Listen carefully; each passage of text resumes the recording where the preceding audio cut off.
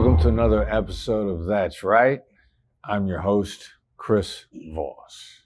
And today we have Amber Noble, the real estate expert.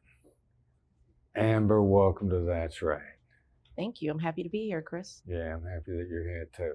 So, is it a ridiculous idea for you to share with our viewers a little bit about your business and your journey? Not ridiculous at all. So this is my act two, if you will. Prior to becoming the real estate expert, I worked my way up the ladder in radio, TV, and the entertainment industry as a marketing and brand strategy executive. And at the height of the recession, when the burnout set in, I decided that I wanted to transition to something else. I wanted to have more of a life-work balance, putting life first, then work next.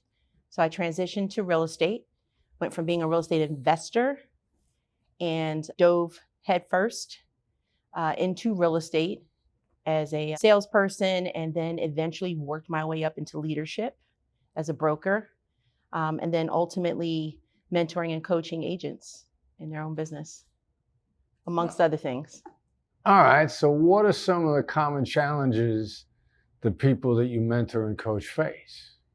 So some of the common challenges that the people I mentor and coach face are navigating the current climate right now with the NAR lawsuit, National Association of Realtors lawsuit, which has become, far more known to the public. Figuring out how to scale their businesses, overcoming lack of confidence, being discouraged, and just how to jumpstart their business. All the things that I had to experience over my 17-year career. So, and my clients, helping them navigate this really competitive environment with high interest rates and lack of inventory.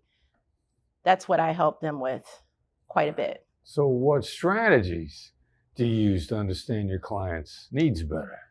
Well, the first strategy that I use to understand my real estate clients in sales and then also in mentor and coaching is listening to understand and not to respond. That's probably my foremost strategy.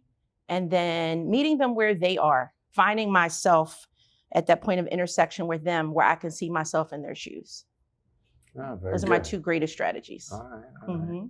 So are you against sharing a time when you navigated a difficult situation for one of your clients using empathy? Not at all. I mean, empathy is something that I use on a daily basis, personally and professionally. So it comes very natural to me.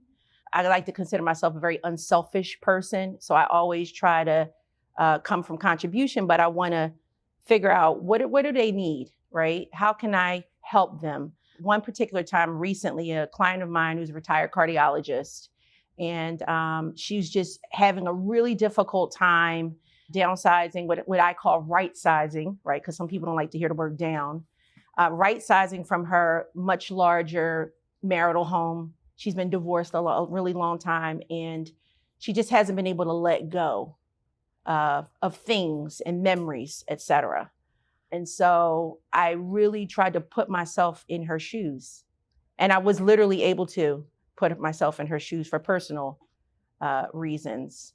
And that's where it all clicked.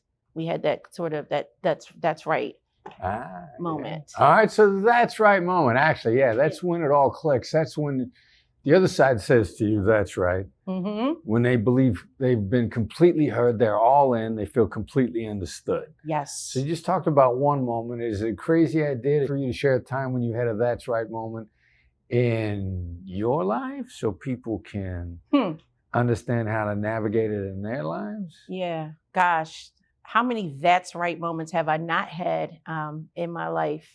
I think for me, just making that transition from my prior career and people knowing me as one thing and me knowing inside how I was able to take those skill sets and transfer them over to real estate, right? And getting people off of this notion of, this is Amber, the media executive. This is Amber, the entertainment executive. This is Amber that works with all the celebrities. Finally, talking to a colleague who had more wisdom and more years than me, and them saying, I understand you. I hear you. I had to make the switch too. And then people finally got it, right? So that was my that's right moment where it's like, yeah, I was meant to be here. I was meant to transition to real estate. I can totally take those skills, transfer them over, and I'm going to make as big of a splash and impact to help even more people in real estate. That's when I felt that was my that's right moment. All right. So if someone would like to learn more about you and how they can work with you, what's the best way for them to get in touch? I would say the best way is just to go online and they can go to ambernoble.com. Not Nobel. Spell like that, the Peace, Amber Noble. Not like Nobel, like the Peace Prize that people often say, although I wish I could win one day. But AMBERNOBLE.com. And if they forget that, amber-noble.com. All right. I snatched them all. Well, Amber, thank you for being here today. Thank you. I am sure that our viewers have a lot to take away from what you said and learn from. Thank I hope you very so. much. It was great to sit with you, Chris. Good to see you again.